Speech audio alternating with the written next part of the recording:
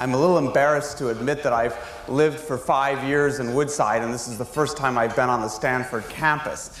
And I probably should have started 5 years ago to find my way around here. It's quite a maze. But anyway, great to be with you. Great to share some ideas this morning. And let me start out by kind of asking your forbearance right from the beginning. Please forgive this morning my sins of omission.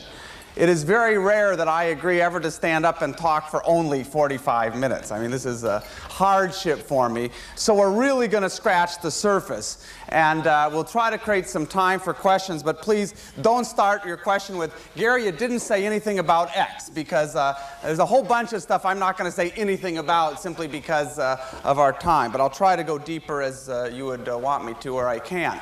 I'd also like to start out by saying although I'm a strategy professor, it's not a title I wear very easily.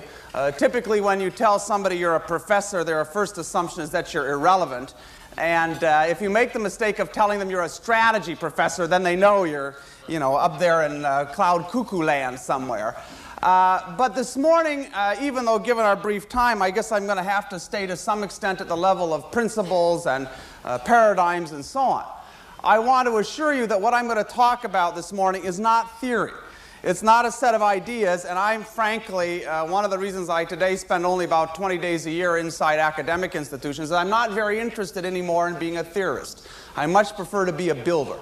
And I'm going to talk about the basis of what I believe is the next competitive advantage for organizations. It's a set of ideas that companies from Shell to Nokia to Enron all around the world are deeply engaged in. But having said that, I will also say that there's probably not more than 2 companies or 3 companies out of 100 today that I would point to as examples of the kind of behavior and kinds of capability I'm going to talk about. So I'd really like to not only talk with you, I'd like to challenge you this morning. And I'd like to challenge you to begin to think about doing something that I think is very rare. And that is, how do you position your organizations to be the architects of industry revolution? And not once, but many times over. And let me start by asking you to think about just how many goods and services and products today you buy from companies that didn't even exist a generation ago. You maybe buy a Dell computer, you put your kids on Southwest Airline to visit grandma, you buy cosmetics from the Body Shop, maybe software from SAP. And what you see around the world, not only here in the United States, but never before in history has it been a better time to be an aggressive newcomer. Never has, the competitive terrain been more open for companies with imagination that are unorthodox, willing to try new things. And conversely, never has life been more dangerous for complacent incumbents.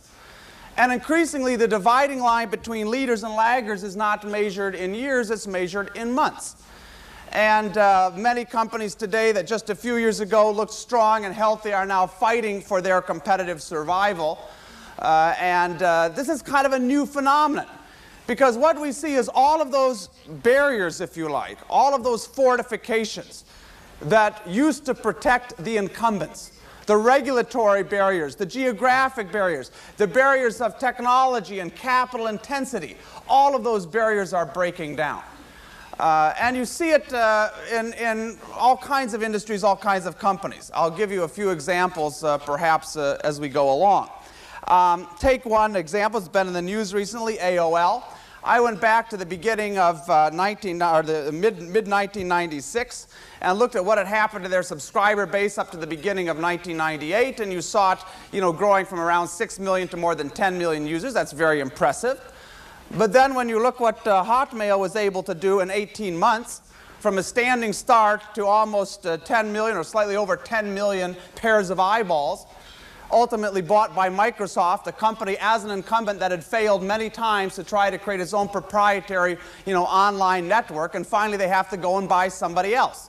And they paid $500 million, more or less, in that neighborhood, for a company that had $4 million in revenue. And by the way, Hotmail's total accumulated advertising and marketing spend to get to that valuation was $500,000. And so what you see here is something you see in all kinds of industries today. It is not competition between products. It's not competition between services. It's competition between business models.